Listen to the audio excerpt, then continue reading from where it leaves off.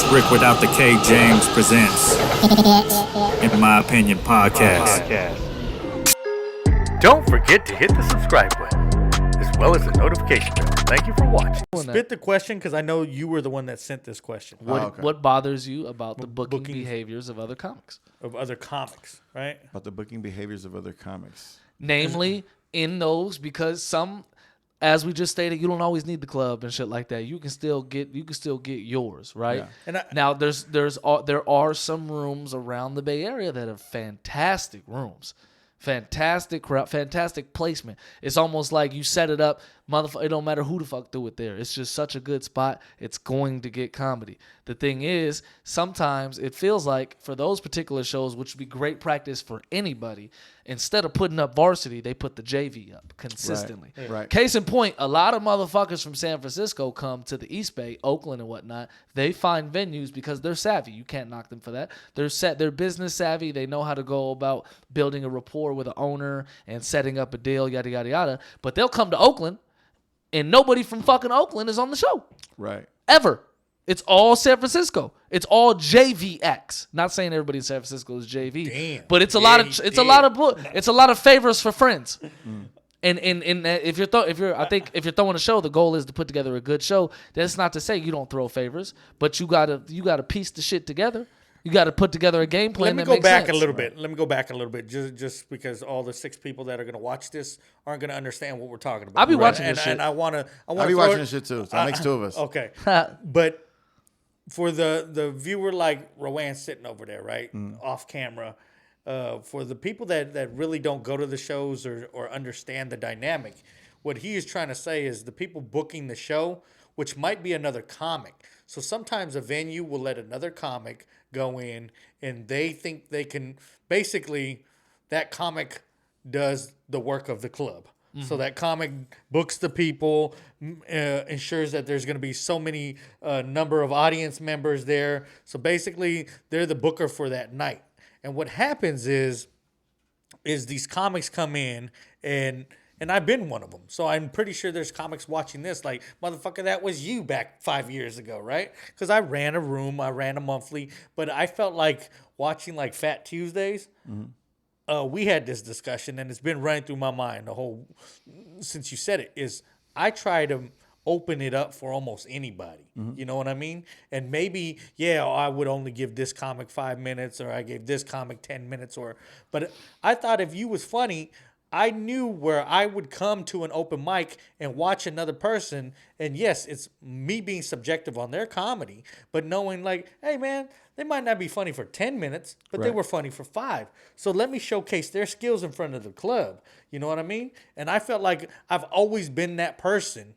And I just want to thank you again because you were the one who said it and I didn't think about it, where when I was watching Fat Tuesdays, I go, man, I think Rudy's right.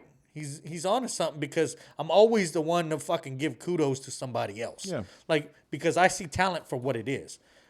I've said it before. I say it again. I can separate the art from the artist. There's a lot of fucking comics out here that I can't stand them as people, but I like the art that they produce. So I can do that. And I've done it in the past. So I just feel like when he's talking about the booking of the behaviors, to go to that, instead, some of these comics don't have that attitude, where it's like, man, I'm funny. I could rock this crowd. Even if you don't think I could rock it for 20 minutes, just give me 7, bro. You've seen me do well for 7.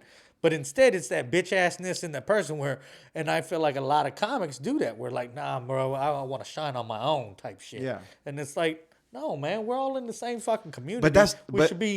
We should be helping each other. We should be. But the only thing I'll add to that is that, that's what makes the difference between certain mentalities. Like how you feel like we should all be in the same thing together. I don't. I don't expect motherfuckers to look out for me. I don't think that motherfuckers expect necessarily me to like look out for them as a rule of thumb. I think if I look out for somebody, it's because like I authentically feel that. And I authentically do not care if somebody's not looking out for me in the comedy world. I thought you were just saying, I authentically don't like any motherfucker. Nah, hell no, that's not true. Because, otherwise I wouldn't be here with y'all. I fuck with y'all in real life. I talk about real life shit along with comedy shit. You know what I'm saying? But that's because even though I met you guys in the comedy world, I don't see you guys like, oh man, these are comics that could do something for me, so let me keep a good relationship with them, and I know they'll pay me back. I look at it like these are two guys that I met in the comedy world who are good people. I don't expect them to give me a fucking thing in comedy, and they probably shouldn't expect me to give them anything either. You know, because and if something comes up in the future, it'll be authentic, it'll be organic. But to think, here's the thing: if you're expecting good things to happen to you because you work hard and you deserve it, comedy is not for you. Well, I think that goes in anything in life, though, right? Thank you, So, and that's my point. That's my point. Why do we, if we know this to be true in life, why do we think that in comedy is going to be different? It's not a community. It's not a fucking. You know what I'm saying? Like, why? And that's going back to the dudes thing. That's why I hate shit like that, because people make it seem like it is a merit system. It's based off of oh yeah, you've definitely put the work in and you deserve it. That's not, and like you said, that's not true. But yet they could, like, even comedy clubs will make it seem like comedy clubs be the ones that firstly putting out, you gotta pay your dues, and then you look in unfunny motherfucker number 3 comes up here, and they, you know what I'm saying, and they're up every week. They're getting opportunities every week. It ain't because they deserve it, but because they're liked. But how do you know they don't deserve it though? That's what I'm saying. Like, even putting even putting the burden of proof on them to prove to you that they're funny, that's cluttering your mind. I'm not even talking about me. I'm speaking from an unbiased standpoint, because I think we can, if you're really a fan of comedy, you can watch a show and like you just said, there's people that you fucking can't stand, but you be like, that's a funny motherfucker though. That's because funny is funny. Mm-hmm. So after a while, you start watching the shows and you can unbiasedly be like, this motherfucker is trash. I've had this conversation. We all have been trash before, right, but they don't need to be highlighted in this position. Going back to the JV varsity thing, this is a Frosh soft quarterback. Why the fuck is he starting in the varsity game right now? There's no reason for that. But if they are maybe starting, sometimes I've had that conversation off to the side with somebody else where they're like, hey, why is this person? And I don't get, where I'm like, well, what else are they doing though? And again, it might have to go back to paying to the dues. There's a lot of these comedy clubs, man, they'll use a host because that host is there to do something else for them. Right. You know what I mean? So I'm like, they might not think Two birds, one stone. That he or she is funny, but they'll use them because they're already using them for something else. Yeah. And why pay another comic to host when they can get that motherfucker to do it? And they're doing it. They're doing it because they think they're going to get something out of it.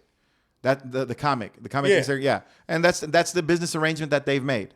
Yeah, it's a business arrangement. I think the solution to your problem is maybe you're not making enough business arrangements, but you don't want to go through business. You want to go through your art. Well, you can't have it both ways. If you want to go through your art, then you got to die on your shield, however they kill you. But if you want to go in through business, now you got some leverage. Now you have an argument to make. Now dues are real, but it can't have it both ways though. You feel what I'm saying? Because one clutters the other. It's got to be either you're either coming in, you're doing it because it's your art. Man, I think by the end of this shit, bro, we're gonna hold up a goddamn comedy club, bro. Get off the stage, motherfucker. Honestly, my long-term goal we're here to do our art. Yeah, my long-term goal is precisely that. Like, my long-term goal, my solution to all this is one day to own my own comedy club so that I don't have to fucking answer to nobody and make up my own rules. And if you don't like it, kiss my ass. Oh, definitely. You know I think every comic really wants to. I mean, we've even talked about that. Yeah. And that's the other thing where I didn't put any question about that, but maybe we'll actually is nobody sees like what the comedy club has to deal with neither. Boy, Charlie Murphy, my main man, Rick James. That's the one you think, the comedian Rick James. Get up. I can't hear my neighbor crying. I can't breathe. Don't forget to hit the subscribe button, as well as the notification bell. Thank you for watching.